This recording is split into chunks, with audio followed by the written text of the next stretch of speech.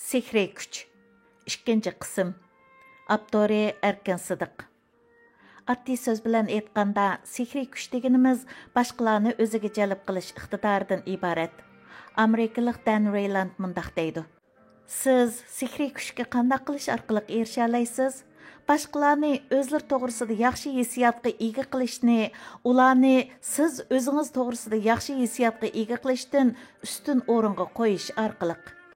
Yani hadislar ishning hammasini malla qilyapman, boshqalarning bo'lsa bu ishlar bilan ancha kor bo'lmayotdi deydigan odam sehriy kuchga ega bo'lmaydi. Uning aksicha ishni asosan palonchi po'konchilar qildi va qilyotdi. Men faqat sirtdan ozroq yordamda bo'lyapman deydigan liderlar haqiqiy sehriy kuchga ega bo'ladi. Sehriy kuch tug'ma bo'lmaydi.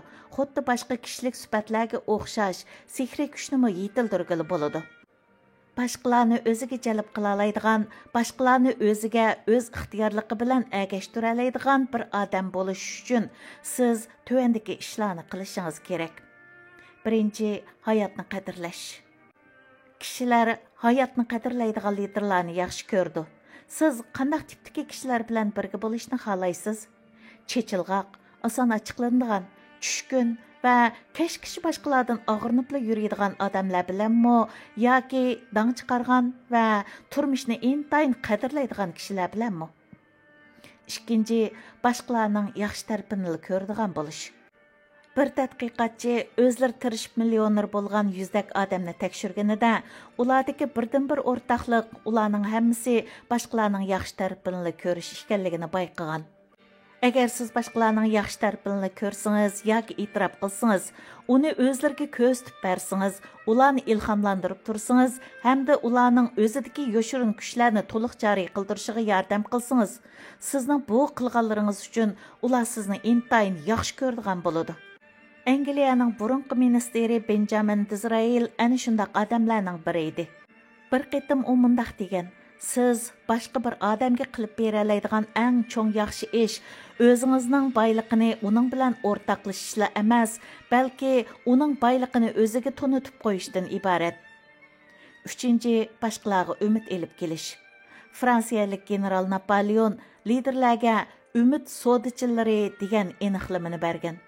Uning qarashicha, bir odamning barliq mol-mulki ichida umid hammadan ulug' mol-mulk bo'lib hisoblanadi. Agar siz boshqalarga umid elib kela olsangiz, siz ularni o'zingizga yuksak darajada jalb qila olasiz.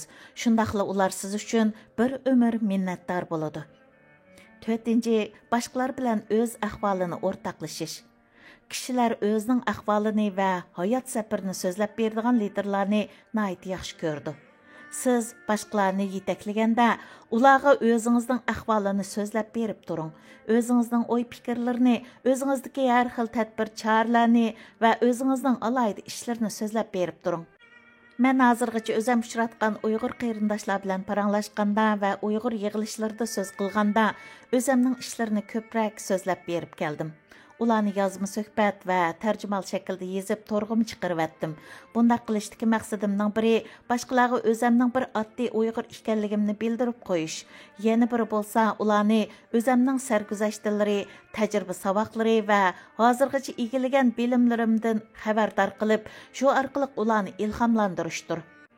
Boshqalarni o'zidan ustun o'ringa qo'yadigan, o'ziga ko'ngil bo'lishdan burun boshqalarga ko'ngil bo'ladigan liderlarda sehriy kuch bor bo'ladi. Maqolani o'qib mush yerga kelganda, sehriy kuch jihatda siz o'zingizni bir qitim baholab beqing. Siz boshqalarni o'zingizga tabiiy holda jalb qila olamsiz? Sizni boshqalar yaxshi ko'ramdi? Agar bu savollarning javobi yo'q bo'lsa, sizda cho'qim tövandagidek illatlar yoki sehriy kuchning to'salg'inlari mavjud bo'lishi mumkin. G'urur. Har vaqt o'zini boshqalardan ustun qo'yadigan liderga hech kim ergashmaydi. Andishilik. Agar siz o'zingizni ancha yaxshi ko'rib ketmasangiz, sizni boshqalar yaxshi ko'rmaydi. Mijozi o'sal bo'lish. Agar kishilar sizdan nimani umid qilsa bo'ladiganligini bilolmasa, ular sizdan biror narsani umid qilishdan butunlay to'xtaydi. Mukammallik. Kishilar birsining kamolatga yetish orzusiga hurmat qiladi, ammo uning reallikka uyg'un kelmaydigan umididan qattiq andish qiladi. Shaxsiyatchilik. Kişiler başqalarning salbiy tarafini ko'radigan birisining o'zlariga qarta hamma yo'nalishlardan tanqid yog'dirishini yoqtirmaydi. Agar siz yuqorqidek illatlardan o'zingizni yiroq tuta olsangiz, siz o'zingizda sehriy kuchni yetildira olasiz.